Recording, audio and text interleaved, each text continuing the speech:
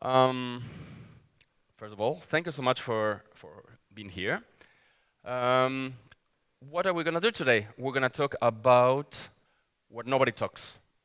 People in creative crews, um, they're special. We are special. And the idea of this is that at the end of the day, we're still alive and we didn't kill each other. My name is Christian. Some people know me as Los Cabra. Yeah, that's me, in an authoritarian way. Um, why do I think that I can help on something like this? Besides Scrum and marketing and managing teams, I also have been on the scene for more than 20 years, been a DJ, producer, organizing events, and I've seen many, many things. Um, Mostly because the people that are on the scene or in creative crews were special. Our brains are wired different, and we behave in a different way. For example, globally, everybody knows what is neurodivergence. Yes? People with ADHD, people on the spectrum, let's say. Worldwide, and I think that some of us were going to fit into this, globally is between 15 to 20%. Does anybody knows what is that number on the creative scene?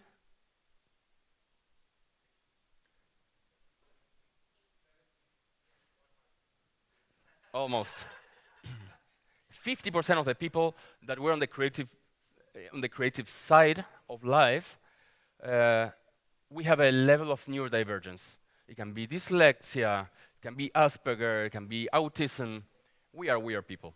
It's okay, and we have to accept that. Um, why do I think that we need a different recipe? Because on the corporate structures, people, first of all, they have the big motivation. What is the big motivation when you work in a bank or in an IT company? Money. What happened for us in a creative way? It's passion. I just been to garbage. I've been there for for many days, and people are working their off because they like what they're doing. They like to be there. They like to help. They want other people just to see what they're doing. Same thing here. All these people, they don't have a dime now so far, but maybe they will. And they just want to put something out, and they want others to see what they're doing. So I've been thinking about what makes us different on the scene, on every creative scene. That it can be advertisement, films, co-working spaces, labels, festivals, nightclubs. And I've seen many, many things, but four in particular that are the key things that when this happens, the crew dies sooner or later. First of all, the roles are not clear. There's a role chaos. Many people, they do the same thing twice because, okay, I'm gonna, let's say that I want to make a coffee. Yeah? Okay, who's gonna make the coffee? What do we need for a coffee? Yeah? And sometimes all these little tasks are not clear. And what happens? We duplicate task, and that brings different delays, and that brings to miscommunication. What happened with that communication? We go silent, because that's our way to deal with things sometimes. Instead of putting up our word, because we don't want to confront with anyone, we go silent. And what happened? Things keep evolving, and they're still there. This is the most important one, our egos. Most of the time, we want to prove us right. We don't care about the other one. We don't care about what the person thinks, what the person feels. We just want to be right. So that destroys a crew. That destroys the dynamic. And this one, I've seen this many, many times, the founders clash. What's up with that? The founders, they get into this bottleneck that first of all, they think that they know everything. Second of all, they think that they can do everything. And they do micromanagement. What happens when they do that? It cannot be possible that the decision of a company lands in one person. If that person is not there, things are not working. And that should not be like that. The structure should work by itself. The founder should be a guidance. Yeah?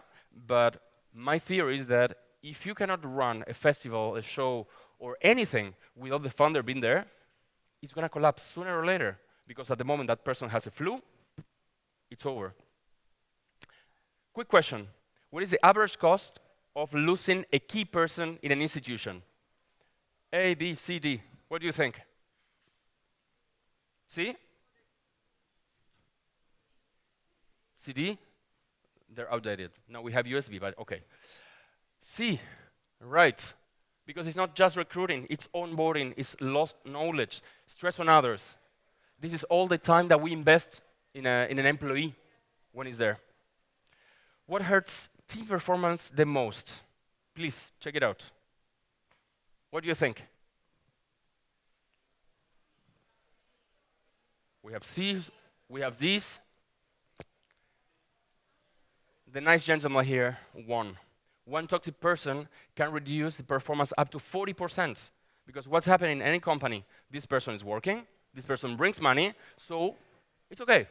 That's why we allowed. He knows and he's smiling and he's taking a picture, so he knows something. That person delivers. So we allowed them to do almost whatever they want because it's good for the company. But then what happened with all the crew? There's so many misalignment that just coming from this ego, and because they deliver, it's not enough reason just to destroy a full corporation. I'm going to talk about one case study that happened to me just a few weeks ago. We have the founder. The founder was on a stage in one of the biggest festivals here in Germany. He went to play Fusion. Yeah, so he was not reachable for 5 days. We have the team leader. His mother, she had an accident, and she broke something. So the founder didn't want to talk to the team leader because it was a complicated situation. Then we have the painting squad. Really nice girl, really great ideas. She wants to do so many things, and she's been sending different proposals. But now one and the other one is not reachable. So we have the stage designer. So the painter talked with the stage designer, and I said, okay, so we have to do this. How do you think that the communication on this situation was?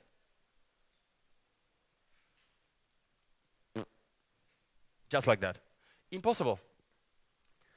These are the friction points that we have in that situation. The design that the painter had, it was extremely complex. It was beautiful, but in a festival that you have only a couple of weeks, also you cannot have volunteers forever. So it was a complex design, and it was very limited in time and resources. Also, there was nobody to say, you need to come before, we don't have all these people. Second, she was the only skilled painter, and the volunteers, they can just do, but they cannot do like little lines and just to get a bit deeper into the design. Third, and this was the most complicated thing, the painter, because the founder and the team leader was not there, she sent her design to the stage manager, to the designer. And he said, yeah, this is okay. And that person thought that in the absence of the other two, he has the chance to decide. That was not true. That was not true. So here we have like 4 people that they don't really know what's happening. And I could see on the communication that the painter was like, yeah, I did this 2 or 3 times, but it's okay, I can do it again. And then I felt something that, here, something is not okay. What would you do in that situation? Please, one at a time. Somebody? Anybody? Sorry? Yeah. And to fix it, what could you do?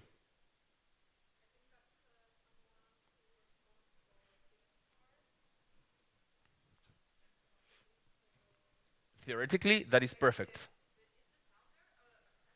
No, 5 days in Fusion, plain.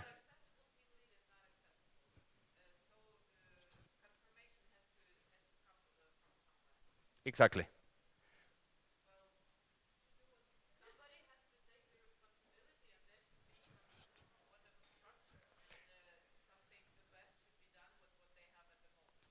True. That is a beautiful idea. But the thing is that the people that were there, this is like a hot potato. Nobody has the capacity or the responsibility just to say, okay, we can go ahead on this. So what did I propose? And it was like an emergency call. I formed a three-person leadership cell without the founder, but then the mother of one of the guys was okay, and the construction and then design leader. And so I was like, what can we do? We don't have the time, we don't have the resources, we need an MVP. So my idea as a facilitator, as a mentor, is not to bring solutions, it's just to hold the space and ask the right questions. They created first a full build schedule and clarify priorities. What did we do? We had that MVP, and from there, we started going through. But first, we plan who is going to do what and when. We had a timetable, we had a grid. We sync the key decisions across the founder, stage designer, and lead builder. This didn't happen that day on that emergency, but it happened after. The founder, honestly, he was not really happy with me. He said, like, you overstep. I said, yeah, but we need to do this. Because besides the emotional problem that we have, this costs money. This costs money, and it's our resources that we don't have so many. So, outcome, we avoided 2 or 3 days on production delay. First. And actually, the stage finished 1 day before. First time in 25 years that happened. I'm not going to say that it's because of me. I just put a bit of oil into that machine. We prevented crew burnout and volunteer drop-off. Why? Because the volunteers, they knew what they have to do. It was clear communication. Roles, if the roles are clear, everything flows in a better way. Yeah? We save up to 6,000 euros in rework and wasted materials. They just went to the backstage and they started seeing what they had. Okay, we can use this and that. Because this stage in particular in this festival is the only one that they have to rebuild every year from scratch. And what happened on my retrospective that I have after? Crew satisfaction jumped 40% from previous years. That is a lot. Nobody left, everybody was happy, everybody party. Again, not because of me, it's because of them. But we need to hold that space. We need to give that. And this is one of the most beautiful things that the stage designer told me. I was stuck in the mud, dragged into tasks that were mine, overwhelmed by chaotic communication and last-minute schedules. The friction department, us, show up, broke the ice, clear out the noise, and help the team realign. For the first time, I could focus only on my role. At the moment that he told me this, I was really emotional because I didn't think that my approach was that important, but it was for them. And it was the same thing with the different key players on this team. So, I came to writing a book. These days, it's not so important because we have AI, and everybody asks me, oh, you did it with AI. Yeah, it helped me a bit, just to put my ideas in order. Backstage Breakdown. What I'm trying to do. I created a 6-step framework that is applied to the people that work on the creative industry. Why? Because Scrum is not fitting everything that we're doing, and we have to realize that at the moment that we're on a festival, for example, people, it's not the same that all of you that are coming here after a coffee, after a working day, or Monday morning, after a nice weekend or relax. We are overtired, maybe with a special state of mind, because this happens. Our attention span is not the same that in an office. Yeah? So we have to go step by step, and we need to be clear on not only what we say, but also how we say it. We creative people were a bit more sensitive than, I would say, normal people or regular people. The wrong word in the wrong place is really going to affect us. And that is not going to explode today. That is going to explode in 2 weeks when the coffee is cold or something is not working that perfect, and your pain is going to be like, yeah, because 2 weeks ago you told me, da-da-da-da-da. We are special, so we need to learn how to communicate to each other. Framework. First of all, we have a sound check that it can happen a couple of months before the event or a couple of weeks, and also every morning. It's only 50 minutes, and we set up the goals for the for the big project and also for the day. We need to do a stage. Okay, what do we need? Then we have the mini log. And then we go one by one in every step that we need just to achieve this. Little things, yeah? And that's the other thing. Because we're neurodivergent, the sets, the sound check and the mini log, all these things, they have between 15 to 20 minutes. This is not for the whole day. First of all, we don't have the resources. In the creative industry, we don't have the time, we don't have the patience. So we have to be really proactive. This is not therapy. We have a goal, and we need to achieve that. How do we do this? With little steps every day. So we have this 15-minute sound check. Then all that information goes to a mini log. Yeah? After the mini log, we have a set. The set is the most important part, is when everybody takes responsibility from each little things. That is not like, I'm going to do the paint. It's like, okay, I'm going to buy the brushes. I'm going to make the mix. I'm going to bring the volunteers. And each one of us, we are just setting up who is going to do what in a really extremely clear way. When I say clear way, it's about the communication. It's not the same what I say that what you hear. Yeah, sometimes, because we have this low attention span, maybe I say, I want a hot coffee with sugar and milk and a cone on top. And then if I ask you, you said, what do you want? You want a coffee. Yeah, but what about all these details? So what do I do on the set? Is like, at the moment that I say something and you take responsibility for that, you have to tell me exactly what you understood. Yeah? Because otherwise the message is not clear and we need to clarify. Clear roles, miscommunication. That's what we're trying to avoid here. That is before the event. And then we have the pulse. Let's say the event starts, an event like this one. And the sound technician, maybe he's tired, he needs to do something, he had an accident. And then the facilitator, that in this case can be the project leader, it can be an outsource like me, for example. Okay, how are we doing? From 1 to 5, what is your stress level? How tired are you? Is it okay for you to continue doing this? And then we can measure the temperature of the room. And that is extremely important because that's the previous point before everything explodes. Before, when you're overtired and you're extremely stressed, you reply to me in a horrible way and everything starts escalating. So we need to have this kind of little checkups that is just like, hey, how do you feel? 1 to 5. 5. Okay, so in that case, we need to do something about it because you're going to explode and the blood is going to jump over the walls and this is not going to be good. That's why we have the tuning.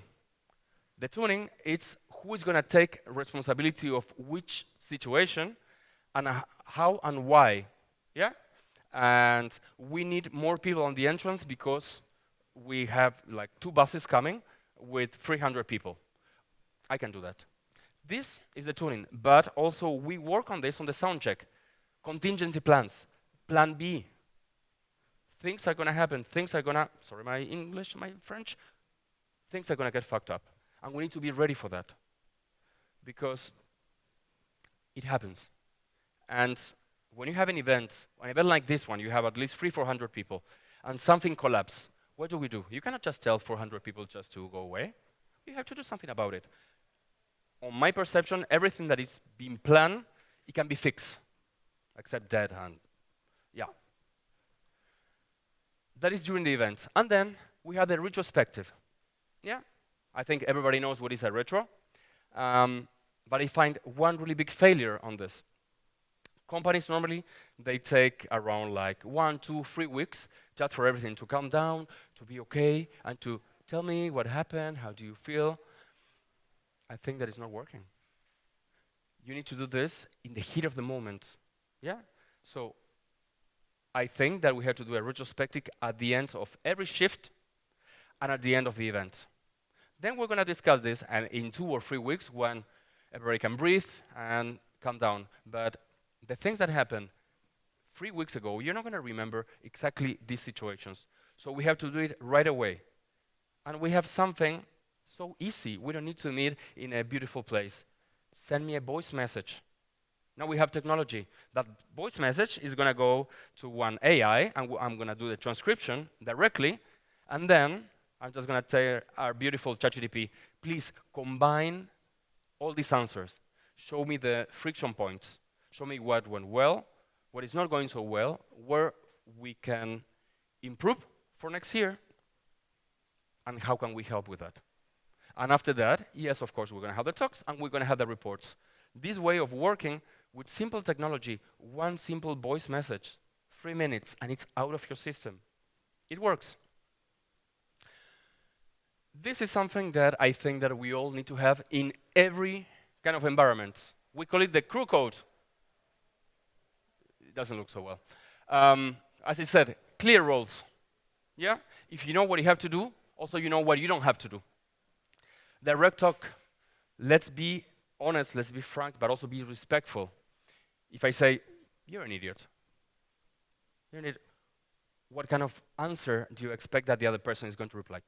Yeah, and you're an asshole. And everything's going to escalate. But if you say the same things like, man, you know, I really like you. But professionally, here, this happened. Please, you have to understand this is not about you. I love you, you're my friend, but these kind of things, they cannot happen. Yeah? Emotional responsibility, that's what I said. How we say things. We need to put our ego on pause, because otherwise, we just want to be right. And this is an organization, this is a crew. Nobody's right. And at the moment that you do something well, nobody cares. At the end of the day, it's just the whole picture. Yeah? Feedback is mandatory. This is what I just said on the retrospective. And it's anonymous. And we need to hold the space to be honest to each other without hurting our feelings. The last two, share decisions. We need to agree. Even if we disagree, we have to agree. My father used to tell me that a tree with a strong root, if there's a wind, it's going to flex, but it's not going to fall. We need to have strong roots. We need to have shared decisions, because then we're going to be happy with the outcome. Or not, but at least we're going to feel part of that. And the last one, and the main idea why I started all this project, no ghosting. It's easy, just say something. Say something good, say something bad, or say something. I'm going to tell you. I've been playing here for many years, and there's one club called Sisyphos that many of you probably know. The promoters, I've been playing there for 10 years, and quite well. I never had complaints, I always behave. My last show was on May last year. But man, if I behave well, if I play well, if people are happy with me, why you just don't reply? Simple things. I don't like you. I don't like your music. Your music is not fitting the place. We're overbooked. Anything. Just say something. Even if you don't like the answer, say something. This is the most horrible thing about why do we need to ghost people. And we do it. And I used to do it, and I'm trying my best for not to do it. Like, even when somebody says something nice to you, because that person has no extra interest on saying something nice to you more than just to be nice. So we need to learn how to receive compliments, but also we need how to learn how to receive when somebody says, man, you're doing something wrong. Let's take it well, but also we have to give that level of feedback. So please, if you take something from this talk, no ghosting. Reply every email, reply every comment. Reply a simple heart on Instagram, something. As I said, we don't fix shows. We fix teams. Teams are the core of everything that we're doing. Yeah? We know that at the end of the day, the show, the project, everything, if you have a deadline on Wednesday at 10 p.m., at 9:58, everything is going to be there. But why? What is the cost? The cost is not only emotional, and we're going to go to bed crying. It's money. And also, we're people. We're still not robots. We're not AI. We need to interact to each other. And we need to try not to kill each other. I know so many people that they leave organizations because of this person or that person, and it's horrible. So we are people, we need to interact with each other. And that's kind of it. This is the end of the conversation, and I'm super open for some QAs if you're interested on.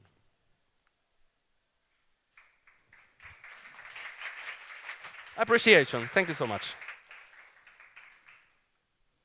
Oh, and by the way, before that, the ones interested, here you can contact me, and with a lot of pleasure, I can send a copy of the book. Yeah? Questions? No questions? Yes. Biggest event fuck up, and how did you handle it?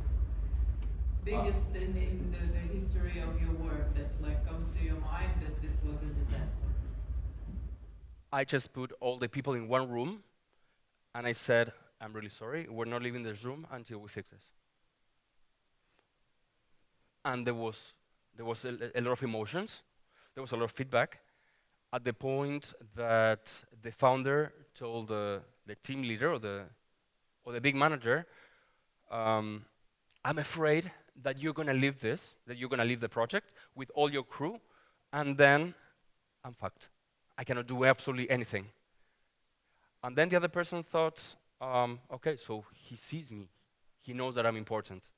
And the other person also said, yeah, but you're not paying, okay, the money is not there, you are not there, and you have to be there. You're the founder. And I said, no, I'm taking a massage. I have this issue, I have the other issue. And there was a lot of scream, but at the end of the day, I think that was like the key thing that made them start flowing in a different way. And the result was there. At least for the crew, they said that it was one of the best experiences that I had in that stage ever. Again, not about me, but just to put all that, we need to vomit words, we need to put it out. Because otherwise it's boiling here. And at some point it's going to explode. And this is the same in our relationships, with our partners, with our kids, with our grandmas, with the crew, and with the people that we work. Sooner or later, everything's going to explode. So we need to put it out. Yes? How do you build respect and authority with the creative crew you're working with?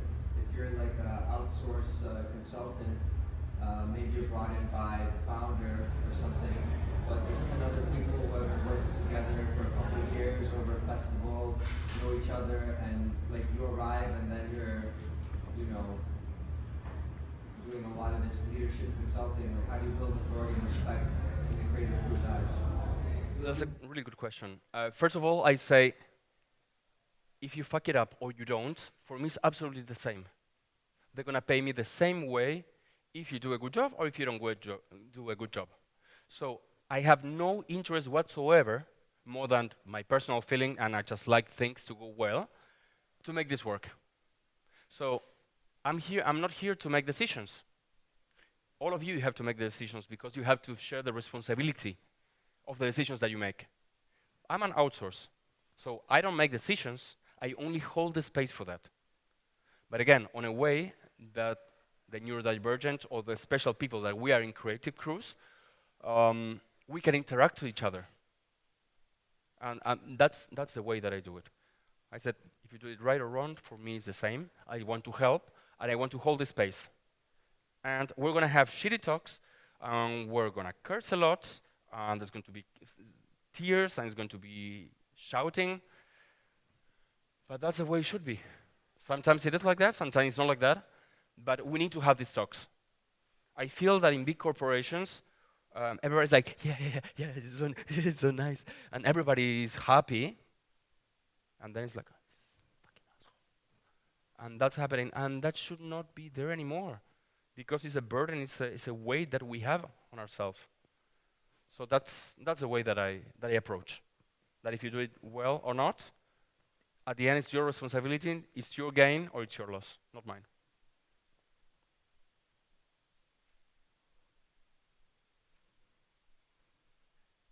Yes? How long ago did you develop the friction to carbon? If I say the time that it took me to develop the framework, it not will be fair to the past 20 years that I've been on the scene. I would like to say that it took me 20 years not to do this, but to understand why I need to do this. Because I've been playing quite a lot in different parts of the world, and I've been working. I also had a marketing company, event marketing, and I used to manage big crews. And I think that's the foundation to make all this. It's like what I want to say is that, and I told someone here, you don't pay me for what I do, you pay me for what I know. It's the same thing. You go to a doctor and says, like, yeah, cancer. Yeah, but it was like 2 seconds. What? All this money?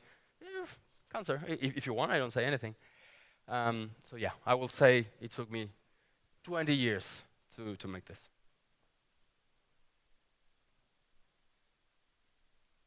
We prefer to, as I understand you right, you go in very chaotic situations, but you also accompany the whole process of organizing events. Is that right? Yeah. Yes. So You come to chaotic. I would prefer to take that chaotic situation one step before, so it's not that chaotic. Normally, at the moment that they call us is when everything is about to explode. That is not ideal.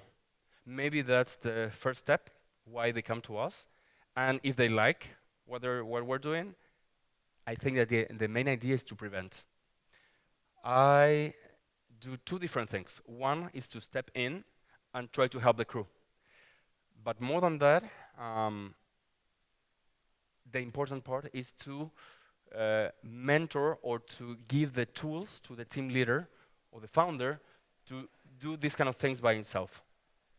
So for example, you have a company and you have your crew. There's no point for me to be there every single day when there's no chaos, when there's no situations. But if I coach you or I show you the tools and then you can apply this kind of framework, because on the big companies also they have frameworks. And this is the same. And then you can deal with all this. That is like the best solution possible. And then we can be there just to tweak, little tweaks. But the hard job is going to come from the founders, team leaders, project managers, and so on.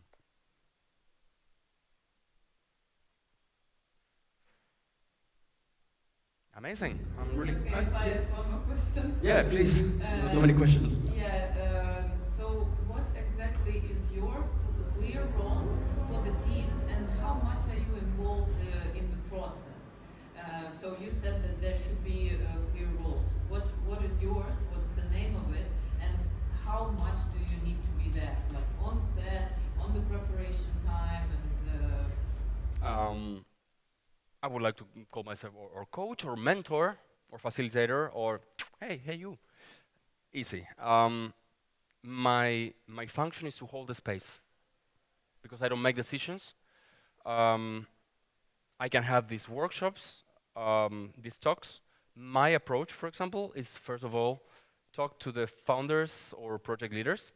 So it's like, okay, so why do you think you need me? Because that's the other thing, that maybe it's not a good fit, and maybe I'm not the kind of person for them.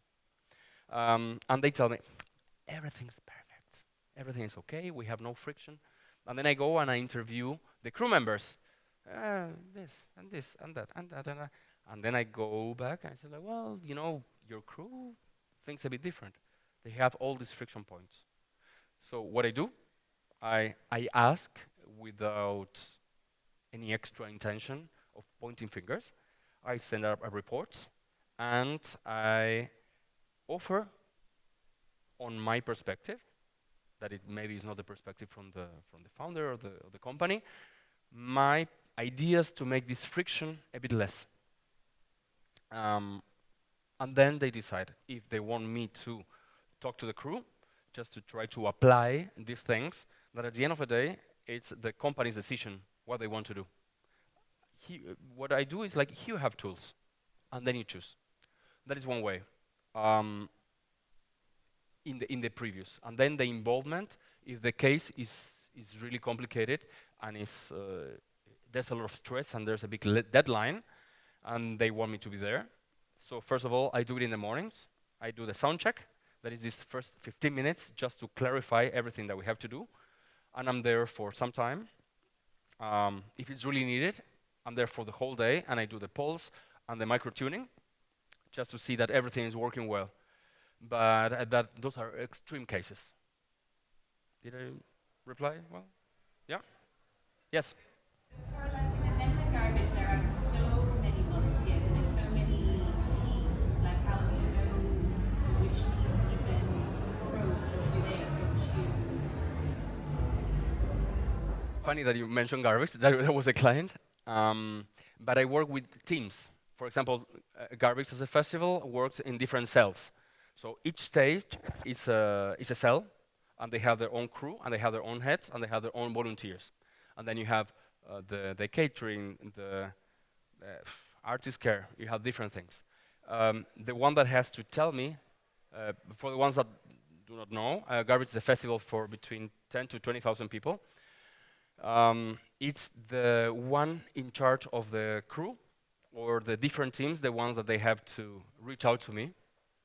Because, for example, now I was working only with one construction crew from one stage and with the person that was managing all the stages. Yeah, not with the whole team, not with the whole festival.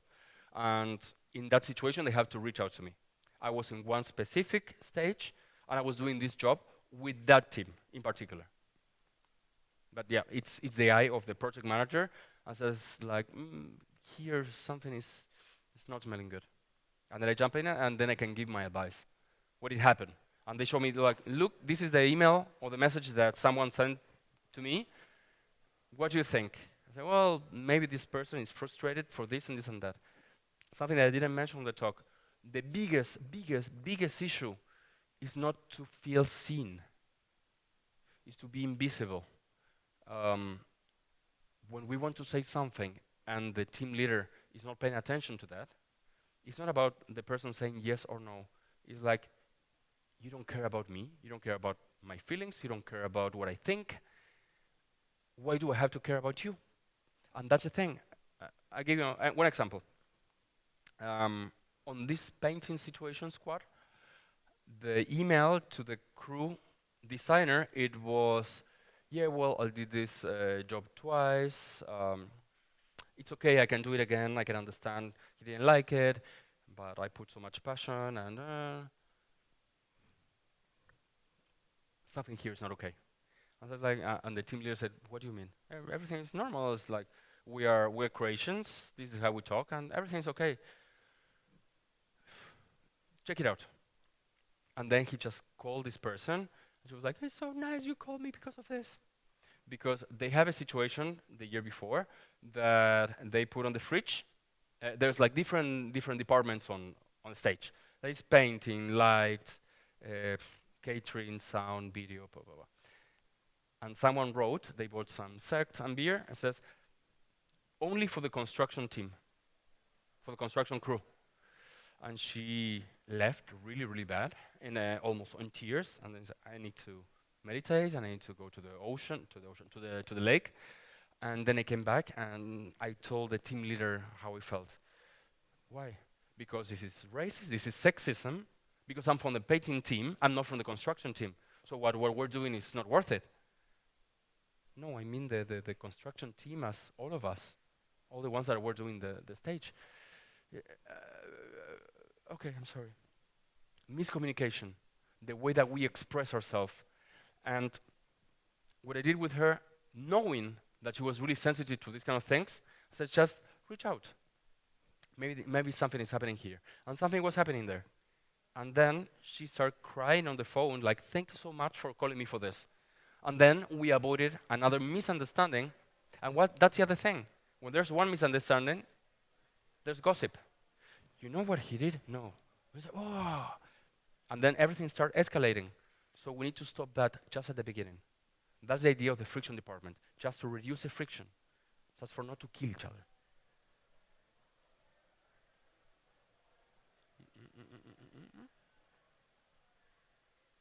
All right, and that's it for today. Thank you so much for your time. Here you have the link if you want to contact me, LinkedIn, everywhere. Thank you so much for your time.